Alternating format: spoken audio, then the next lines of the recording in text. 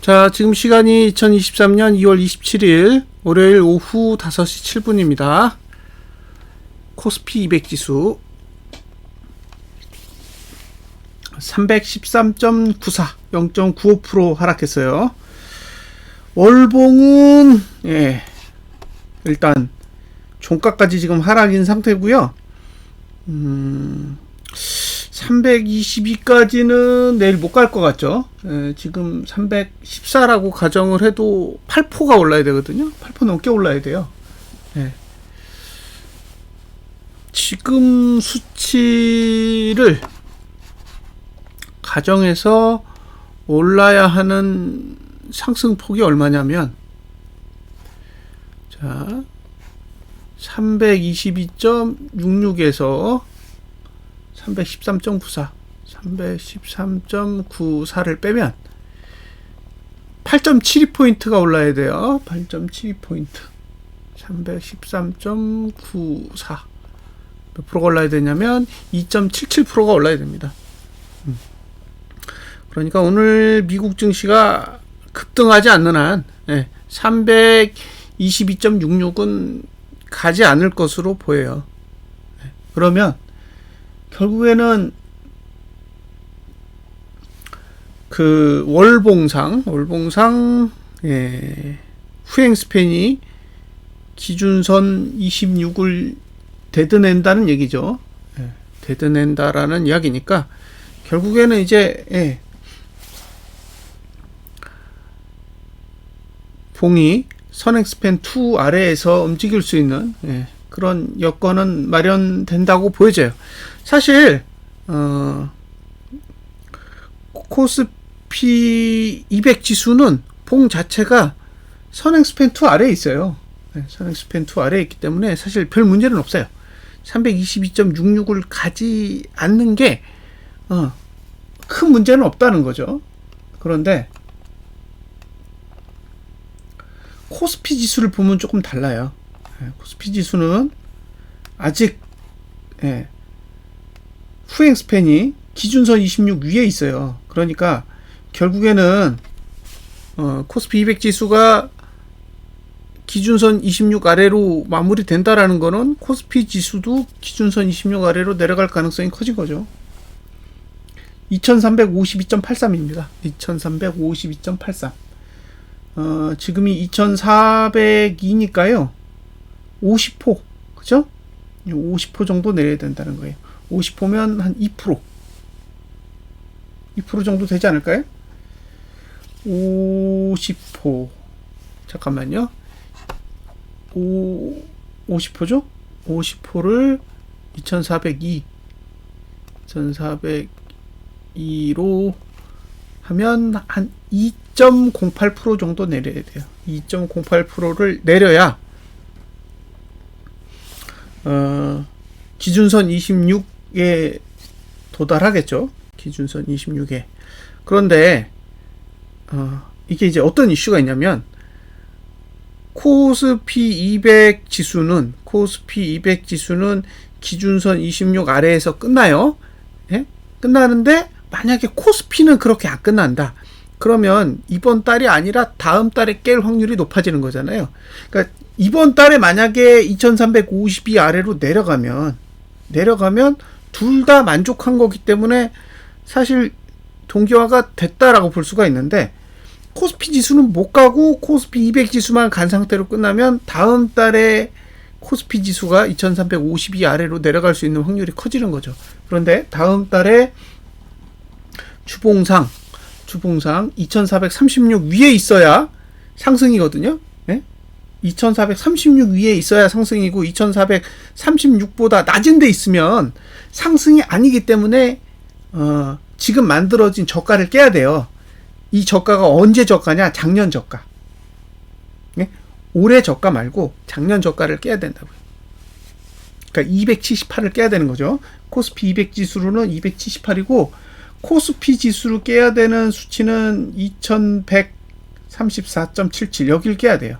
그러니까 이게 차라리 내일 동시에 둘 다 데드를 내면, 그러니까 2352 아래에서 마감을 하면 뭐 오를 수도 있고 내릴 수도 있는 그런 여지는 어느 정도는 있다고 보는데 그게 아니라 코스피 200 지수만 322.66을 못 가고 코스피 지수는 2352보다 높은 수치에서 끝나게 되면 그러면 이제 확률적으로 다음 달에도 2352 아래에서 마감할 확률이 커진다는 거죠. 그러면 2436을 못 간 상태에서 2352 아래로 내려간다라는 거는 주봉이 망가진다라는 걸 뜻하고, 주봉이 망가지면 현재 만들어진 저점, 작년 저점은 다시 붕괴될 가능성이 높다라고 판단이 됩니다. 이건 제 분석이에요. 제가 그렇게 생각한다는 거지 다른 의도는 없습니다. 자, 재미있는 수치가 있는데 전환선 9, 전환선 9가 있어요. 전환선 9는 지금 계속 내려갑니다. 심심하시면 한번 해보세요. 이번 달에 전환선 9는 얼마였냐? 316.16입니다. 지금 종가가 313.94죠. 그러니까 전환선보다 낮아요. 그러니까 전환선 위는 다 매도 영역이라는 거죠. 전환선 9 위는 싹 다 매도 영역이 된다라는 거예요. 근데 316.16이었는데 결국에는 329까지 올라갔지만 29가 아니군요. 이번 달 고가는 326이에요. 326까지 올라갔지만 결국엔 내려온 거죠. 근데 다음 달 전환선 9는 얼마일까? 다음 달 전환선 9는 305.93입니다. 그 얘기는 다음 달의 매도가는 305.93이라고요. 여기까지 내려온다고요.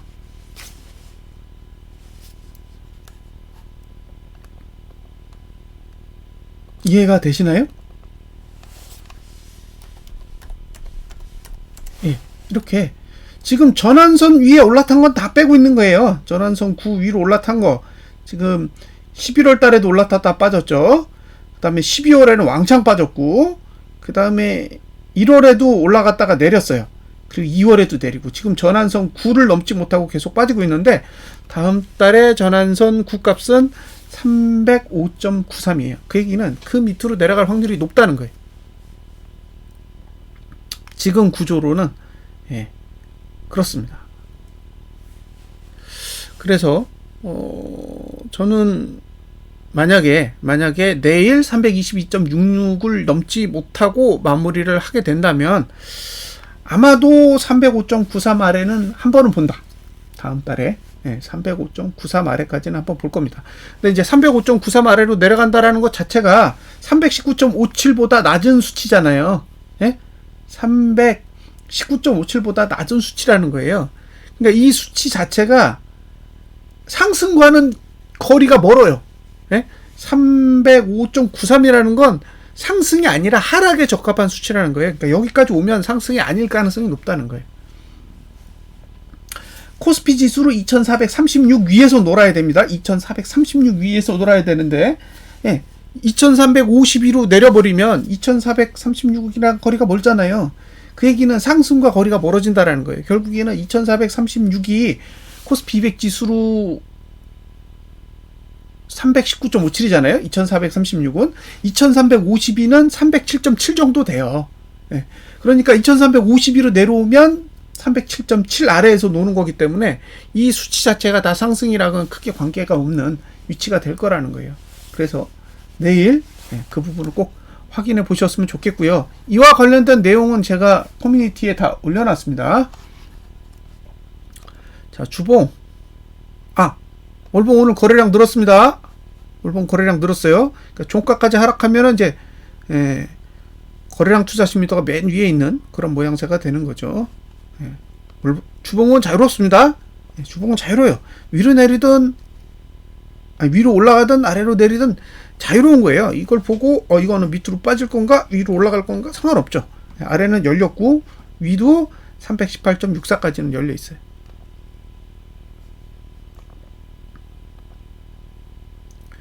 자, 오늘 애매하게 끝났어요. 그러니까 이게 이격이라는 게 있다 그랬잖아요. 이격이라는 게 있기 때문에 폭락하지 못하면 감아야 돼요. 폭락하지 못하면 감아야 된다고. 오늘은 감았어요.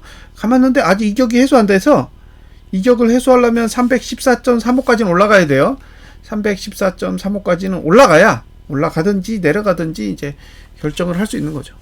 그래서 지금은 애매모호하다는 거예요. 이거는 예, 모호하게 끝났어요. 매도하기에도 매수하기에도 둘 다 별로 만족스럽지 않은 자리에다가 끝내놨습니다. 자, 그 다음에 선물을 봐야겠죠. 자, 월봉 예, 동일하고요. 주봉 아래에 열려 있고요. 그죠? 매도하려면 318.63까지 올라야 되니까 지금은 매도 가치는 없는 거죠. 근데 매수도 답이 없는 거예요. 예, 지금 아래 꼬리를 감아 올린 거는 일봉 때문이죠. 일봉 완전히 벗어나 있잖아요. 이 격을. 자, 아직도 이 격이 벌어져 있기 때문에 신규로 매도는 못해요. 매수를 할지 말지는 이제 본인이 결정하셔야 돼요. 근데 매도를 못하는 거죠. 예? 매도를 못한다고. 볼린저 밴드 20 하단선 아래로 내려갔기 때문에 매도 공략은 못해요. 내려가면 고맙지만 신규 매도 전략은 애매하다. 자, 자금의 흐름을 보겠습니다.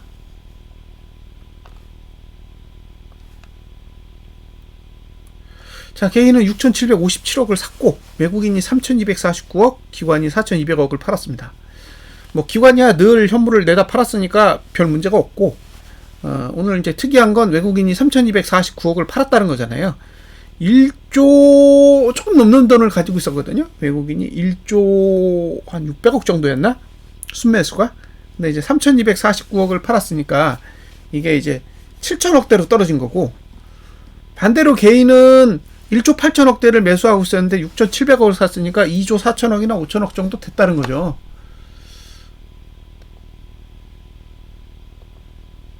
자, 한번 볼게요. 누적 수치를 한번 봐야 되는데, 예.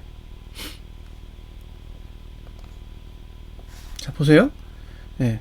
현물을 가장 많이 산 건 외국인이 아니에요. 개인이지. 2조 5천억을 샀다고요. 예. 그러니까 우리가 이게 눈속임을 당하면 안 되는 거예요. 이게 계속 누적되면서 사고 팔고 이런 데이터들이 있는데 그걸 당일로만 보면 이해가 안 되는데 이걸 누적으로 보면 좀 보여요. 그러면 외국인은 7천억을 샀고 개인은 2조 5천억을 샀으니까 상방의 주포는 개인이지 외국인이 아닌 거예요. 그러니까 지금 월봉이 이 모양이 된 거죠. 예? 외국인이 매수하고 개인이 매도했어 봐요. 지금도 장대 양봉이지. 근데 그렇게 하기 싫었으니까 외국인이 매수하는 척 하다가 결국에 이제 개인한테 막판에 다 넘긴 거죠. 그래서 지금은 매수 주체가 개인이고 매도 주체는 기관이고 외국인은 사는 척만 하고 있는 거죠. 네, 그런 상황입니다. 그리고 선물은 1657억을 매도해서 5,700억까지 갔었는데 다 줄였죠. 한 4천억 정도를 지금 판매한 거예요. 그래서 선물은 뭐 없어요.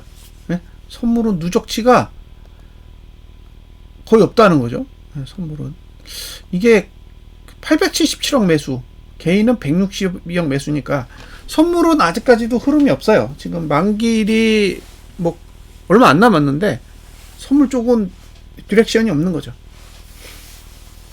뭐 누적이 877억이면 방향이 없는 거잖아요.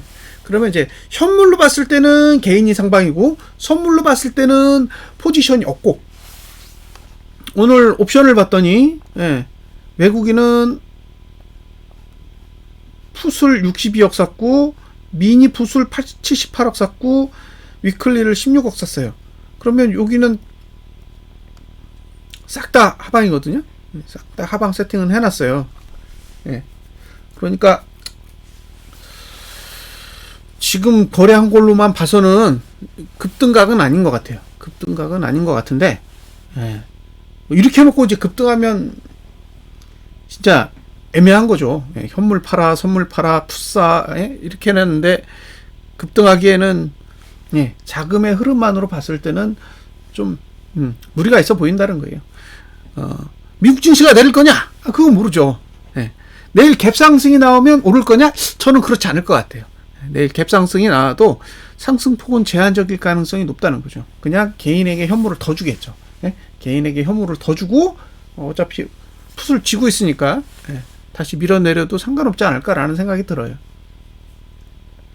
그러니까 이게 내려도 내리기 좋고 올라도 상승폭이 제한적일 가능성이 높다라는 거죠. 자기네들이 들고 있는 풋에 대한 손실을 감소시켜야 되니까요. 내일 322.66 그 수치만 관심 있게 보세요. 지금 뭐 미국 증시가 어떻게 움직이든 뭐 그거는 제 생각에는 관심사가 아니에요. 내일은 그것만 딱 확정 지으면 돼요. 322.66보다 낮게 끝나느냐, 그 다음에 2352보다 높게 끝나느냐. 저는 높게 끝나야 된다고 봐요. 이 322.66보다는 낮아야 되는데 2352보다는 높아야 돼요. 그래야 다음 달에 또 떨어지거든요. 자, 여기까지 분석 마치겠습니다. 감사합니다.